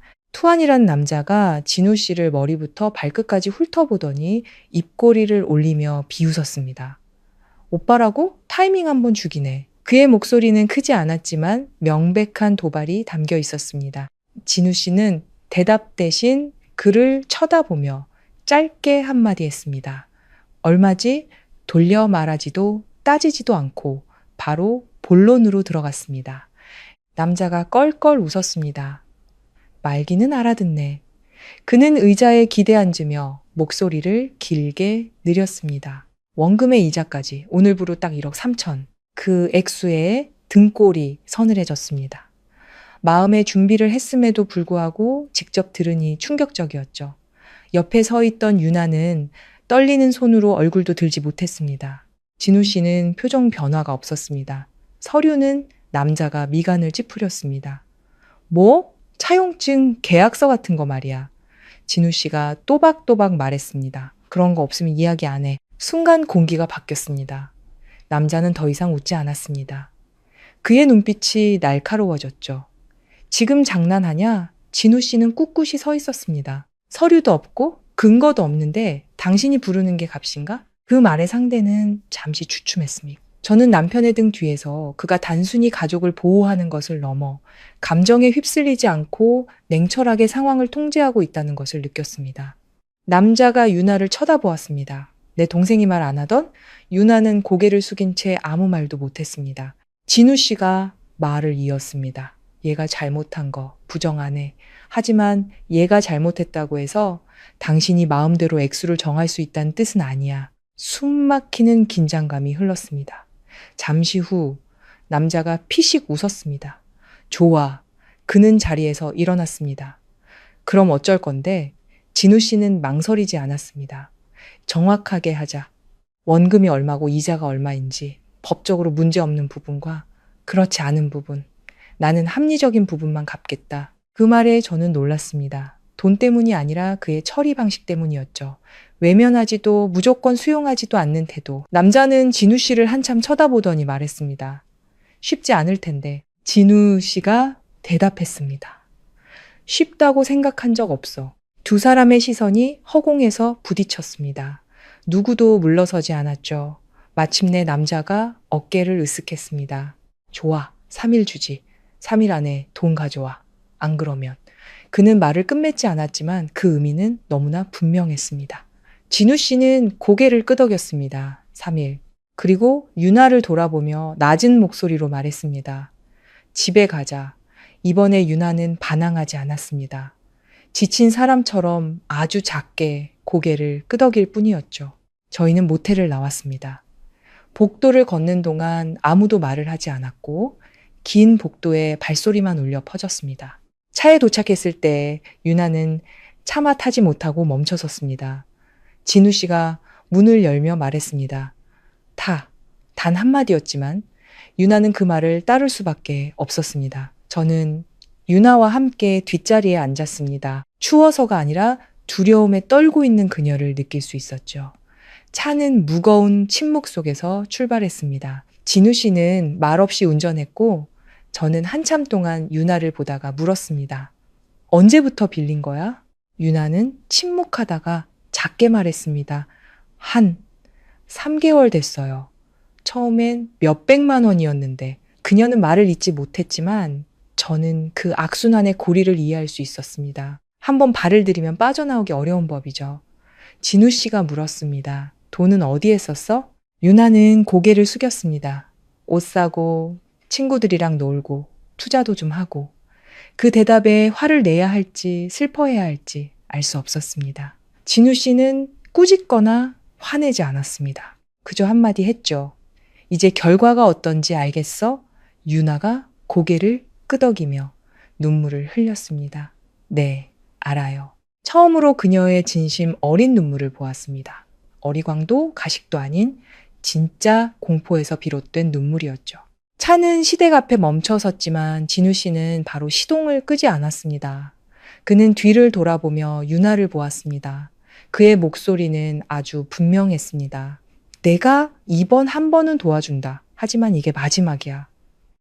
유나는 연신 고개를 끄덕였습니다. 알아, 안다고. 진우 씨가 말을 이었습니다. 이 일이 해결되면 너는 네 인생을 스스로 책임져야 해. 누구도 널 평생 구해줄 수는 없어.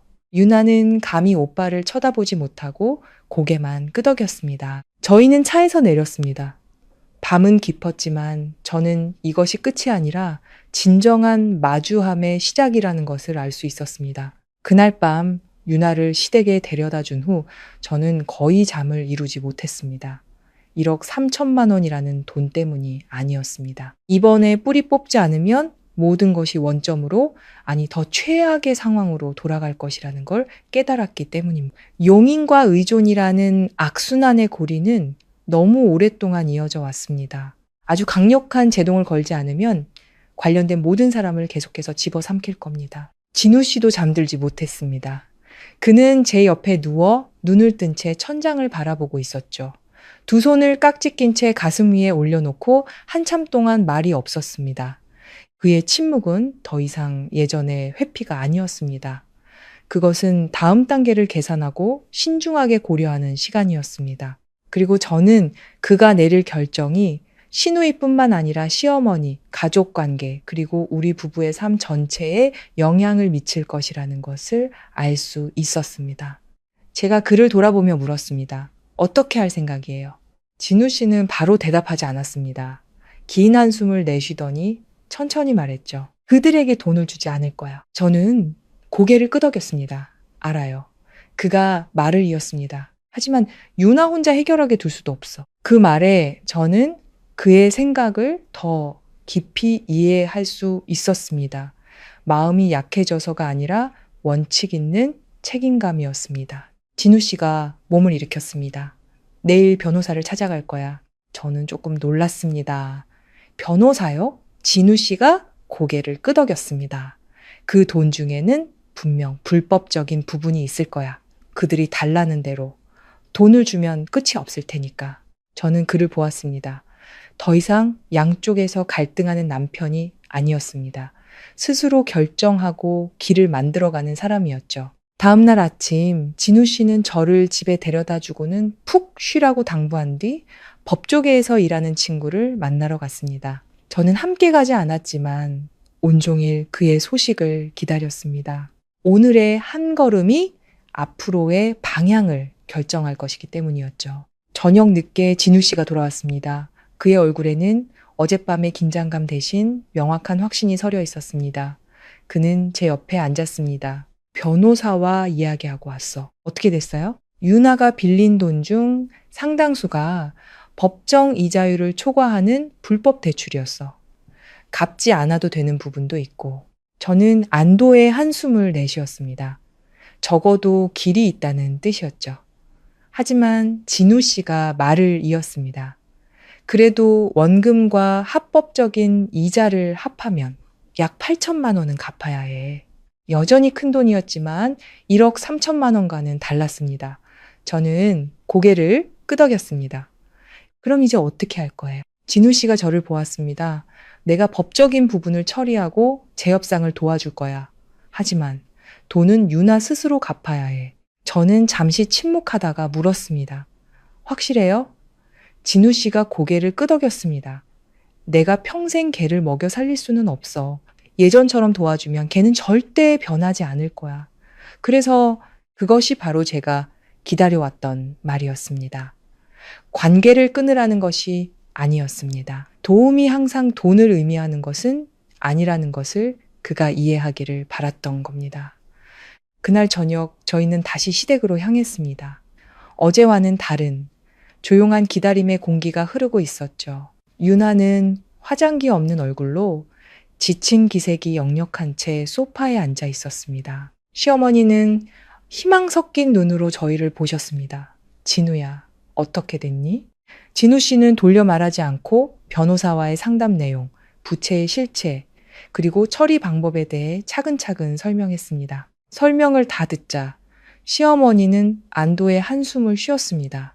그럼 살 길은 있다는 거구나. 진우 씨는 고개를 끄덕였습니다. 네, 있어요. 그리고 유나를 보았습니다. 하지만 예전과는 다른 방식일 거야. 유나는 고개를 숙인 채 오빠를 쳐다보지 못했습니다. 진우 씨가 말을 이었습니다. 내가 사채업자들과 직접 이야기할 거다. 하지만 지금부터 모든 걸 명확히 해야 해. 너는 이 빚에 대한 확인서에 서명해야 하고 당장 일을 시작해서 네 힘으로 한 푼 한 푼 갚아나가야 한다. 침묵이 흘렀습니다. 유나는 바로 대답하지 않았습니다. 잠시 후 그녀가 고개를 끄덕였습니다. 그렇게 할게. 목소리는 작았지만 진심이 담겨 있었습니다. 진우 씨는 그녀를 보며 덧붙였습니다. 만약 네가 약속을 지키지 못하면 나는 더 이상 개입하지 않을 거야. 그때는 네가 혼자 감당해야 해. 그 말에는 위협이 아닌 냉정한 현실이 담겨 있었습니다. 유나가 다시 고개를 끄덕였습니다. 이번에는 더 힘차게 알아들었어. 저는 옆에서 모든 것을 지켜보며 아무 말도 하지 않았습니다. 하지만 마음속으로 알고 있었습니다. 무언가 변하고 있다는 것을요. 말 때문이 아니라 상황 때문에, 유나가 치러야 했던 대가 때문에, 그리고 진우 씨가 그어놓은 명확한 경계선 때문에 아마도 이것이 진정한 전환점일지도 모릅니다. 그 후의 날들은 이전처럼 소란스럽지는 않았지만 다른 종류의 무게감을 지니고 흘러갔습니다. 외부의 압박이나 말다툼이 아니라 각자의 내면에서 일어나는 조용한 변화, 특히 유나의 변화가 있었기 때문입니다.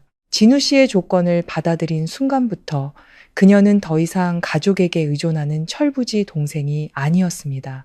자신이 저지른 결과와 정면으로 마주하기 시작했죠. 그리고 저는 깨달았습니다. 때로는 성장이 조언에서 오는 것이 아니라 더 이상 대신 짐을 져줄 사람이 없을 때 찾아온다는 것을요. 진우 씨는 약속을 지켰습니다. 변호사와 함께 사채업자들과의 만남을 주선했죠. 부채 내역 하나하나를 대조하며 명확하게 따졌습니다. 부당한 이자는 삭감되었고 일부 금액은 조정되었습니다. 상대방이 친절해서가 아니었습니다. 이번에 진우 씨는 더 이상 감정에 휩쓸리는 사람이 아니었기 때문입니다. 그는 냉철하고 이성적이고 단호했습니다. 결국 최종 금액은 그가 말했던 대로 약 8천만 원으로 확정되었습니다. 여전히 큰 돈이었지만 더 이상 터무니없는 액수는 아니었죠. 그 모든 과정에 유나는 항상 함께 했습니다. 더 이상 도망치거나 침묵하지 않았죠. 그녀는 그 자리에 앉아 모든 대화를 듣고 서류에 서명했습니다. 화장기 없는 얼굴, 영리함 대신 피로와 깨달음이 깃든 눈빛으로요. 저는 그녀를 보며 이번에는 정말 다른 선택지가 없다는 것을 알 수 있었습니다.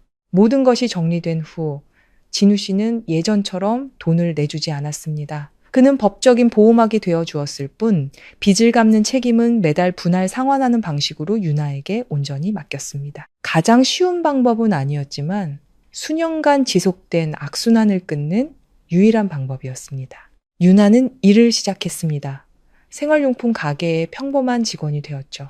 월급은 많지 않았고 근무 시간은 정해져 있었습니다. 밤늦은 외출도 화려한 모임도 사라졌습니다. 대신 규칙적인 출퇴근과 집에서 어머니와 함께 먹는 저녁 식사가 그 자리를 채웠죠. 예전 같았으면 절대 견디지 못했을 단조로운 삶이었습니다. 하지만 이번에는 달랐습니다. 그녀에게는 다른 선택지가 없었으니까요. 시어머니도 변하셨습니다. 더 이상 제게 돈 이야기를 꺼내지 않으셨고 불평하거나 유나를 감싸는 전화도 하지 않으셨습니다. 대신 침묵하는 시간이 늘었죠. 하지만 그것은 거리감이 아니라 깊은 생각의 시간이었습니다. 한 번은 시댁에 들렀는데 어머니는 그저 밥 먹는 유나를 바라보고만 계셨습니다. 그 눈빛에는 더 이상 맹목적인 애정이 아니라 걱정과 후회가 섞여 있었습니다. 어느 날 저녁 시댁에 갔을 때 유나는 가계부를 쓰며 지출 내역과 갚은 돈을 정리하고 있었습니다. 저는 말없이 한참을 지켜보다가 그녀가 고개를 들었을 때 눈이 마주쳤습니다. 예전처럼 피하지 않고 조금은 멋쩍은 눈빛이었죠. 언니? 그녀가 작게 불렀습니다. 제가 고개를 끄덕이자 그녀는 잠시 망설이다가 말했습니다. 나 1,000만 원 갚았어. 자랑이 아니라 보고에 가까운 말이었습니다. 저는 그녀를 보며 고개를 끄덕였습니다.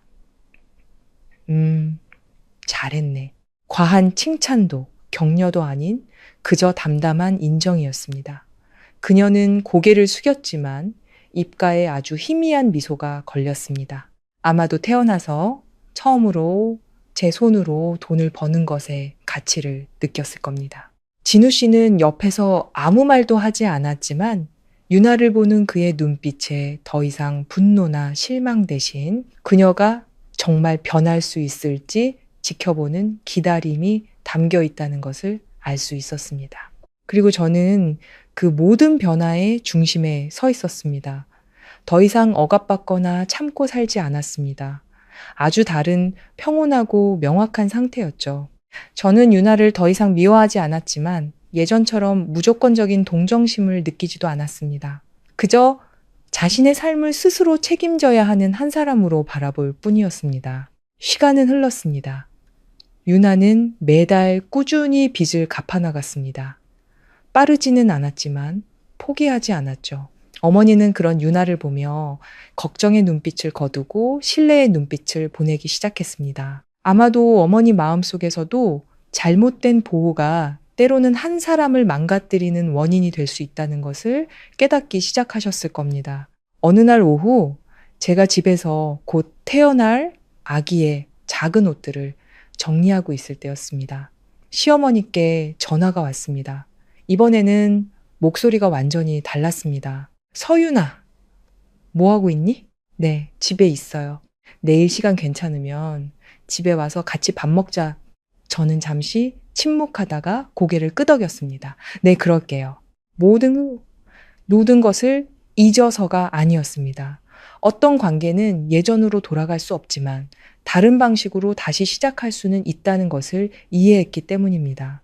그날 저녁 진우 씨에게 이 이야기를 하자 그는 별말 없이 작게 고개를 끄덕였습니다. 하지만 그 역시 변화를 느끼고 있다는 것을 알 수 있었죠. 저는 배에 손을 얹었습니다. 아기가 가볍게 발길질했습니다. 그 움직임에 저는 미소 지었습니다. 아마도 모든 것이 마침내 제자리를 찾아가고 있는 것 같았습니다. 제가 아이를 낳은 날은 유난스럽지 않은 아침이었지만 제 평생 잊지 못할 이정표가 되었습니다.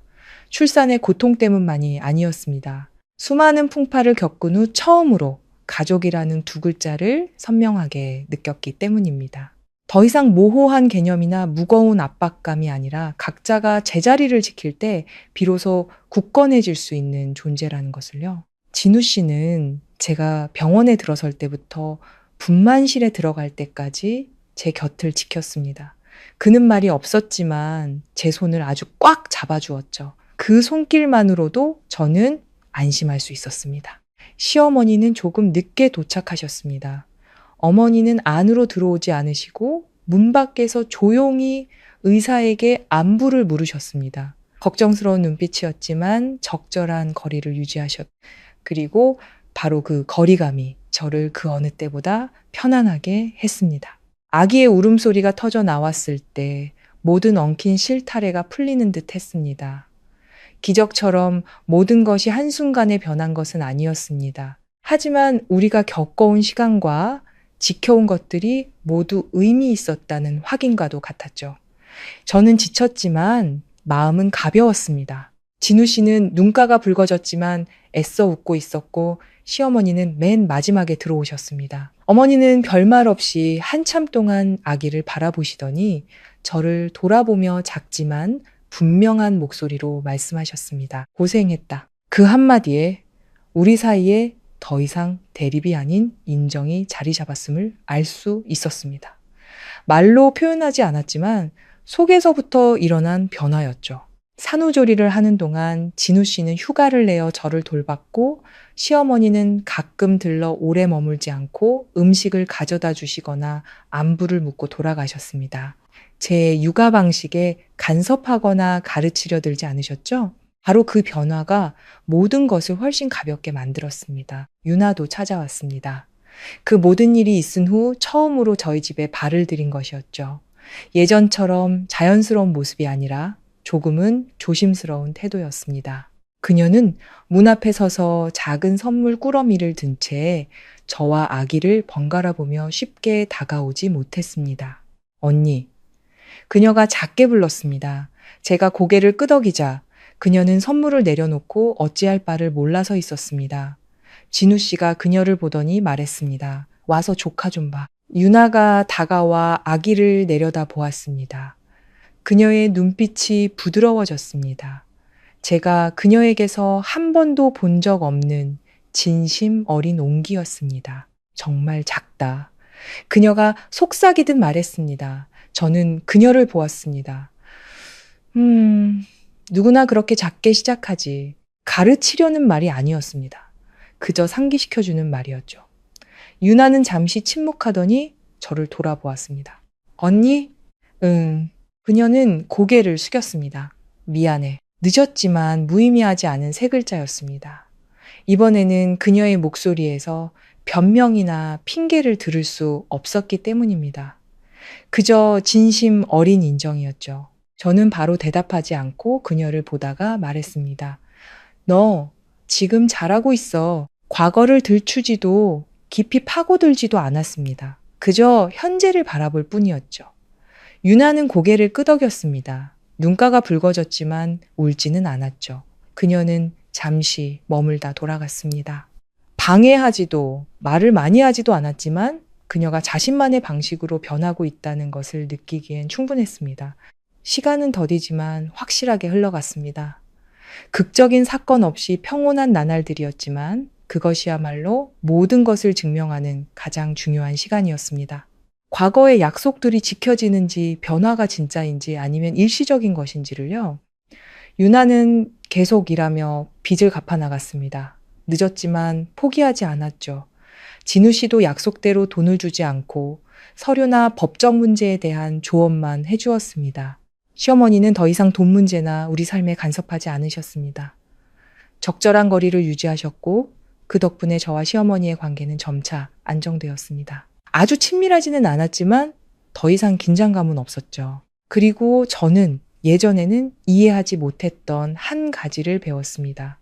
무조건 참는 것이 능사가 아니라는 것. 그리고 돕는다는 것이 무조건적인 희생을 의미하지는 않는다는 것을요. 때로는 아니요 라고 말하고 경계선을 그어야만 합니다. 누군가에게 상처를 주기 위해서가 아니라 모든 것이 선을 넘지 않도록 지키기 위해서 말이죠. 어느 날 오후 저는 팻마루에 앉아 아이를 안고 있었습니다. 진우 씨는 제 옆에 앉아 있었고 시어머니와 유나는 부엌에 있었죠. 다툼도 압박감도 없는 그저 평범하고 일상적인 소리만이 가득한 고요한 풍경. 저는 문득 깨달았습니다. 이것이야말로 제가 그토록 원했던 것이라는 것을요. 완벽한 가족이 아니라 멈춰야 할 때를 알고 잘못을 바로잡을 줄 알며 서로를 존중하는 가족. 진우 씨가 저를 보며 물었습니다. 무슨 생각해? 저는 희미하게 웃었습니다. 그날 내가 싫다고 말하길 정말 잘했다는 생각. 진우 씨는 잠시 말이 없다가 고개를 끄덕였습니다.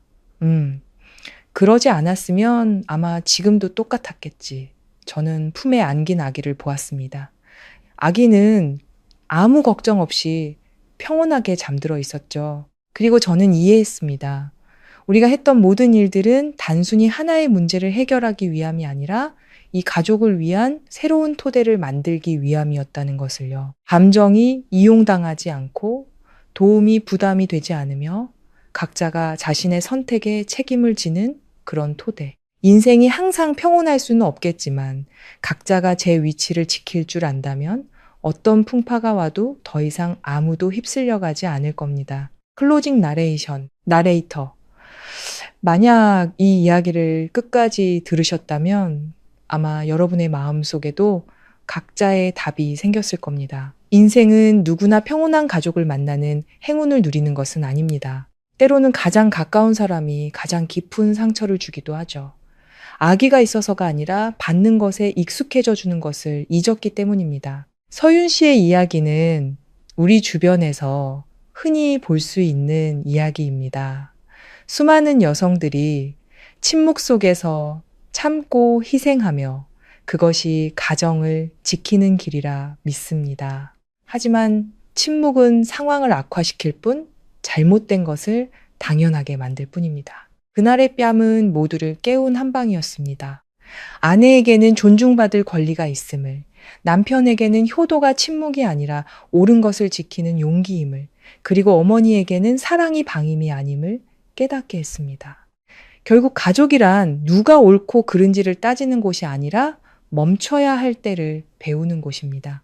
가장 중요한 것은 경계선입니다. 경계선이 바로 설 때 비로소 감정은 부담이 되지 않고 오래 지속될 수 있습니다. 아마도 이 이야기의 가장 아름다운 점은 모든 갈등이 사라진 것이 아니라 각자가 조금씩 변하고 한 걸음 물러서서 서로를 더 잘 보게 되었다는 점일 겁니다. 인생은 완벽할 필요가 없습니다. 서로를 충분히 이해하고 존중한다면 아물지 않을 것 같던 상처 위에도 결국 평온이 찾아올 것입니다. 황혼의 이야기였습니다.